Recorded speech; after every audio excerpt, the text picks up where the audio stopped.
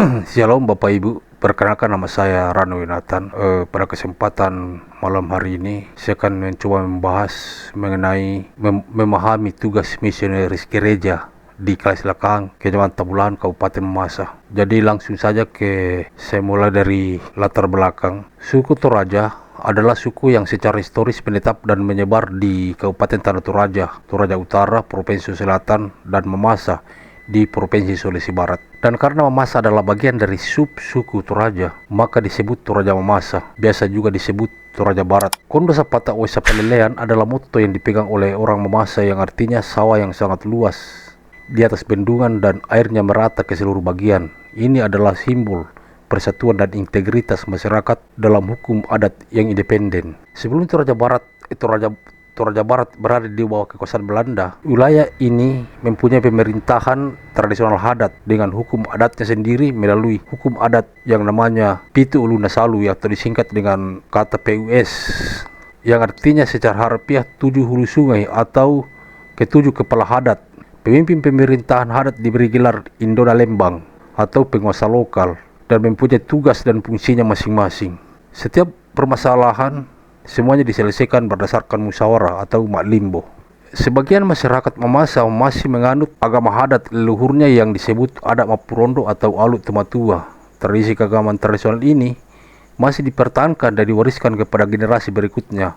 Tradisi adat Mapurondo ini khusus dilakukan setelah masa panen padi selesai atau mengucap syukur atas hasil panen. Agama tradisional masyarakat Mamasa mempunyai tradisi yang unik dan yang mungkin tradisi ini tidak ada di tempat lain, yang dimana membiarkan jenazah berjalan sendiri ke kuburan yang telah dipersiapkan untuk dimakamkan, dan mereka percaya bahwa seluruh anggota keluarga dari jenazah tersebut dan kerabatnya akan berada di tempat yang sama di akhirat setelah kehidupan. Nah, saudara-saudara, Missio Dei atau misi Allah menurut Ari der Cooper dalam bukunya yang berjudul Misiologia menyatakan bahwa Missio Dei mencakup seluruh upaya Allah dalam menyelamatkan dunia, termasuk pemeliharaan Israel, pengiriman para nabi kepada Israel dan bangsa-bangsa tetangga, kedatangan Kristus ke dunia, pengutusan para rasul, serta penyebaran Injil kepada berbagai bangsa. Misi adalah suatu tanggung jawab yang dihadapi oleh gereja sebagai mandat dan perintah langsung dari Tuhan Yesus terkait perannya di dunia ini.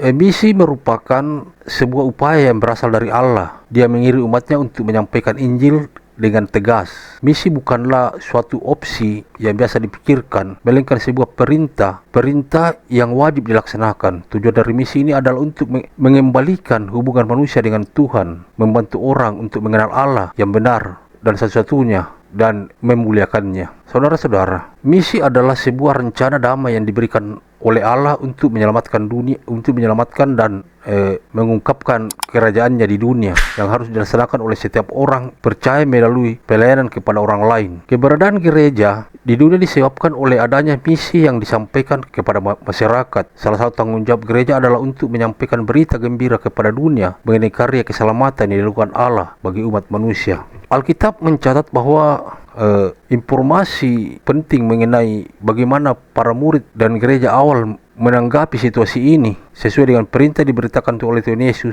kepada para murid-murid yang menjalankan kenakannya ke surga, yaitu berbunyi demikian, Bapak Ibu. Oleh karena itu, pergilah dan jadikanlah semua bangsa sebagai muridku, baptislah mereka dalam nama Bapa, Anak, dan Roh Kudus, serta ajarkanlah mereka untuk melakukan segala hal yang telah kuperintahkan kepadamu. Dan ingatlah, Aku akan selalu menyertai kalian hingga akhir zaman. Ini kita bisa lihat dalam Matius 28 ayat 19 20 sampai 20. Pesan penting Yesus ini bukanlah sebuah tantangan, melainkan sebuah tanggung jawab yang harus diemban oleh setiap orang percaya untuk menyebarkan Injil kepada semua makhluk di seluruh dunia. Setiap orang yang beriman memiliki tanggung jawab untuk menjadikan Injil sebagai pusat perhatian bagi seluruh umat manusia, dan kewajiban ini tidak boleh diabaikan. Gereja merupakan sebuah komunitas yang merespon Missio Dei dengan memberikan kesaksian tentang aktivitas Allah di dunia melalui pengumuman kabar baik mengenai Yesus Kristus, baik dalam kata-kata maupun perbuatan.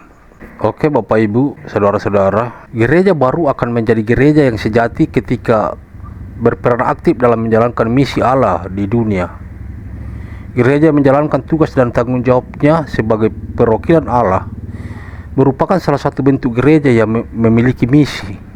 Partisipasi gereja dalam kehidupan sosial untuk mewujudkan misi Allah yang diharapkan ternyata bukanlah hal yang sederhana. Berdasarkan konteks yang ada sejumlah rintangan yang dihadapi. Salah satu kendala yang dihadapi adalah misi adanya salah tafsir mengenai arti dan misi gereja. Selain kewajiban untuk menyampaikan Injil, gereja juga memiliki tanggung jawab terhadap berbagai bentuk pelayanan lainnya. Misi gereja tidak terbatas pada penyampaian Injil saja, tetapi juga melibatkan upaya untuk menjawab tantangan dan memenuhi kebutuhan masyarakat secara keseluruhan. Program misianis Yesus dapat dirangkum sebagai berikut.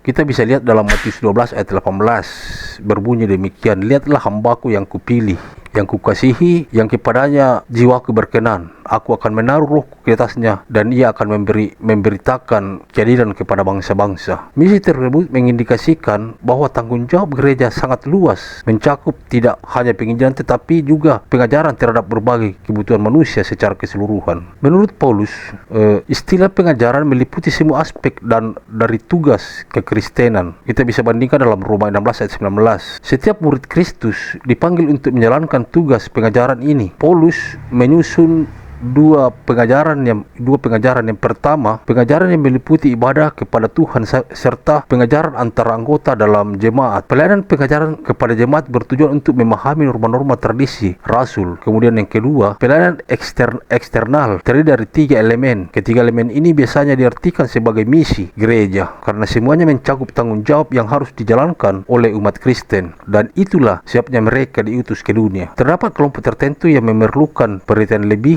yaitu mereka yang memiliki kebutuhan khusus seperti orang miskin, janda, anak yatim, tahanan, tunawisma, dan sebagainya. Selain itu, Bapak Ibu, terdapat juga layanan perdamaian yang dimana orang Kristen berupaya untuk menciptakan keharmonisan antara manusia dan memperjuangkan keadilan sosial dalam komunitas. Pelayanan yang paling mulia adalah mengajak orang-orang yang belum mengenal Kristus untuk datang kepadanya. Nah, setelah ini, beberapa gereja menyadari bahwa menjalankan misi juga merupakan tanggung jawab mereka. Namun yang menjadi permasalahan adalah banyak anggota gereja yang belum memiliki pemahaman yang komprehensif tentang misi. Mereka masih mempertahankan pandangan tradisional bahwa misi identik dengan penginjilan yang terbatas. Pemahaman ini disebabkan oleh kurangnya pengetahuan di antara anggota gereja tentang kewajiban misionaris gereja dan kurangnya komunikasi, sehingga sulit bagi anggota gereja untuk memahami makna dan pentingnya misi yang sebenarnya. Bapak Ibu saudara-saudara, terakhir dari sepanjang apa yang telah saya paparkan ini, saya akan menarik suatu kesimpulan bahwa gereja terjauh masa memahami bahwa misi gereja tidak hanya terbatas pada kegiatan sosial, tetapi melibatkan seluruh aktivitas gereja dengan inti Injil adalah Yesus. Injil harus disebarkan kepada semua orang sehingga mereka dapat mengenal penyelamat secara pribadi. Berbagai kegiatan misi dilakukan seperti pengentasan kemiskinan, pelatihan ekonomi, pelatihan keterampilan, aksi sosial, dan pembentukan tim penginjilan. Gereja Toraja Masa atau disingkat GTM meyakini bahwa keselamatan hanya melalui Yesus Kristus. Gereja Toraja Masa Kelas Selaka melihat misi sebagai amanat Tuhan kepada gereja untuk menyelamatkan dunia dan dalam krisis. Misi gereja adalah menyelamatkan dunia dan semua isinya. Dilaksanakan melalui Yesus Kristus. Tanggung jawab setiap orang percaya adalah menyampaikan pesan keselamatan. Gereja harus ikut serta dalam misi mewartakan Injil dan menjadi teladan dalam kata dan perbuatan. Gereja harus bertumbuh dalam iman dan memperhatikan kerjaan Tuhan kepada dunia. Peran gereja adalah berkomunitas dan menunjukkan sifat kerajaan Tuhan. Gereja dipandang sebagai organisme yang hidup di mana setiap orang percaya berpartisipasi dalamnya. Kita mengerti bahwa misi gereja adalah amanat Tuhan untuk menyebarkan Injil dan pesan keselamatan kepada dunia. Misi gereja melibatkan semua anggota dan melanjutkan tugas Yesus Kristus. Oleh karena itu, kerjasama dalam melaksanakan misi adalah sangat penting agar kabar baik Allah dapat sampai ke seluruh dunia. Itulah esensi dari misi gereja menurut Gereja Toraja Masa Kelas Selakahang, yaitu menyebarkan kasih dan kebenaran Tuhan kepada semua orang. Bapak Ibu saudara-saudara, tanggung jawab misionaris gereja di gereja Toraja Masa Kasilakang ditegaskan kepada gereja untuk mewartakan kabar baik di tengah dunia dan mengajak semua orang untuk berpartisipasi yang dipahami sebagai misi tertentu. Kehidupan mereka akan menjadi teladan bagi masyarakat melalui perkataan, perbuatan, dan tindakan mereka, serta mereka akan bertumbuh sesuai firman Tuhan. Ini memperkuat iman anggota jemaat melalui kegiatan studi Alkitab dan menyediakan ibadah keagamaan seperti kunjungan rumah, ibadah pelayanan dan dalam lingkup klasis dan ibadah pelayanan di luar klasis. Selain itu, berbagai kegiatan dilakukan dengan tujuan untuk meningkatkan perekonomian masyarakat setempat. Demikian, terima kasih.